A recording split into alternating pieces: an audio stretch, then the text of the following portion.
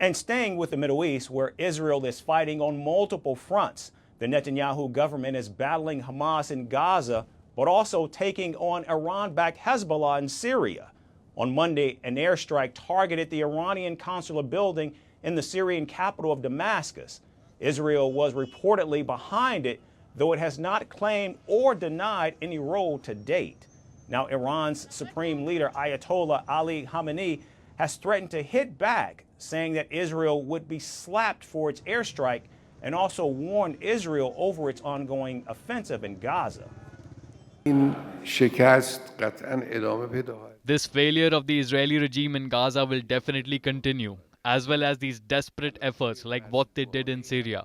Of course, they will be slapped for this action. They fell into their own trap, which there is no saving from. And every day the Zionist regime in Gaza continues, it will be closer to decline and dissolution. Now, Monday's airstrike in Damascus killed 7 of Iran's Revolutionary Guards, including 2 generals and 2 Quds Force commanders. The Quds Force is the foreign operation arm of the Iranian Revolutionary Guard. And the Iranian ambassador to Syria said that the strike by Israel leveled the 5-story consular building. Now, Iran blames not only Israel, but also the United States for this attack. Unfortunately, the false claimants of human rights have been shamefully silent.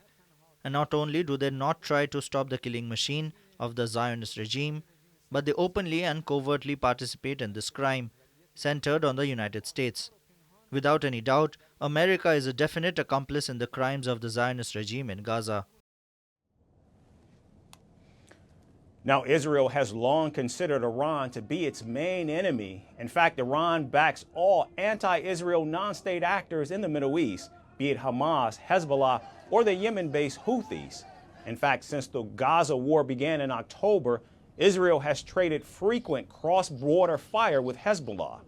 The strike on the Iranian mission has escalated tensions further, raising fears of a direct confrontation between Israel and Iran. And reports say that Israel is in fact beefing up its air defenses and has called up its reservists in anticipation of an Iranian strike. Every day we gain further evidence that we find ourselves in a multi-front war that is both offensively and defensively. We operate everywhere, every day, in order to prevent our enemies from gaining strength and in order to make it clear to anyone who acts against us all over the Middle East that the price for action against Israel will be a heavy one. Meanwhile, Washington has informed Tehran that it did not have any prior information about the strike on its mission in Syria. Well, we've made it very clear in private channels to Iran that we were not responsible for the strike that happened in Damascus. I will reiterate, the U.S. had no involvement in that strike, and we had no knowledge about it ahead of time. So I'll just leave it at that. Now, the U.S. has also urged Iran to not take advantage of the situation to resume its attacks on American forces deployed in the Middle East. We will not hesitate to defend our personnel and repeat our prior warnings to Iran and its proxies not to take advantage of the situation. Again, an attack in which we had no involvement or advanced knowledge to resume their attacks on U.S. personnel. In fact, all of Iran's allies have in fact condemned the attack. China called it unacceptable, and Russia said it was an act of aggression.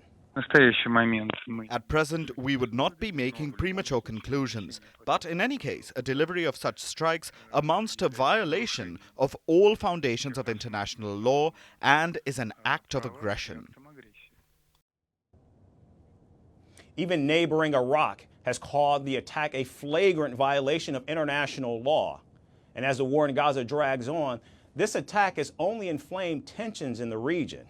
While it remains to be seen if Iran will respond with a retaliatory strike, what is certain is the chaos and instability in the Middle East will only intensify.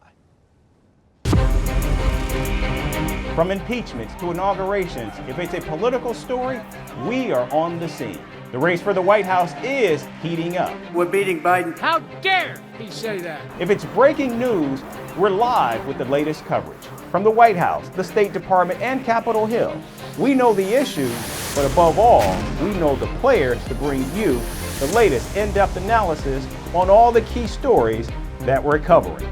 I'm Eric Ham. Join me from Washington here on Firstpost America.